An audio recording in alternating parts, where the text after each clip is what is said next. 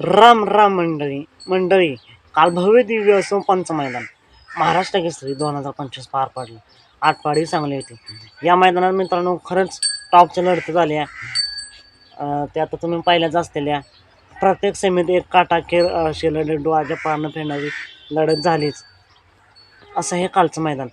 याच मैदानात महाराष्ट्राचा लाडका दशमंदिकेचं बकासूर याचा सेमी 5 होता. या सेमीत सुद्धा बकासूर आणि सर्जा विरुद्ध देवाभाई आणि चिमण्या ही सुद्धा लढत काटाकेर डोळ्याचा पारणं फेडणारी लढत झाली. या लढतीत कोणी बाजी मारली हे तुम्ही पाहिलंच असेल. नसेल पाहिलं तर P3 लाईव्हवरती जाऊन सेमी क्रमांक 5 एकदा अवश्य बघा.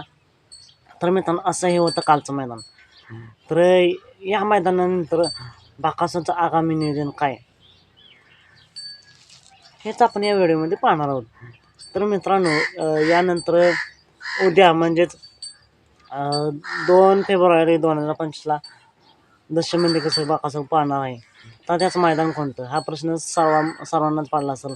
बकासूर प्रेमी तसेच संपूर्ण महाराष्ट्राला पडला असेल. तर मित्रांनो उद्या 2 तारखेला 2 मैदान आहेत. एक आहे चाळीसगावला खंडोबा महाराज केसरी असं एक मैदान होणार आहे. त्यानंतर दुसरं एक मैदान आहे पुणे भागात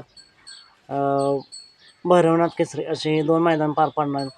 तर मित्रांनो एक चिठ्ठी सुद्धा व्हायरल होते बकासूरच्या नावाने जे चाळीसगावच्या मैदानात काढले आहे. आणि आता असं सुद्धा एक अपडेट आली की बकासूर उद्या भैरवनाथ केसरीला पाहणार आहे. त्यामुळे मित्रांनो एका दिवशी 2 मैदान मग नक्की बकासूर पाहणार तरी कुठं. तर मित्रांनो उद्या पुणे भागात एक भव्य दिव्य असं ओपनचं मैदान पार पडतं आणि चाळीसगावला मैदान होणार आहे ते एक दुसरा एक बैल असं होणार आहे. तरी जवळजवळ 100% फिक्स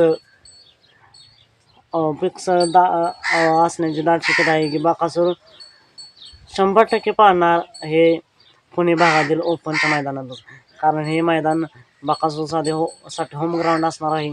त्यामुळे बकासूर 100% या होम ग्राउंडवरच पाहणार अशी दाट शक्यता आहे. मित्रांनो तुम्हाला काय वाटते बकासूर या दोन्हीपैकी कोणत्या मैदानात पडेल हे कमेंट करून नक्की सांगा.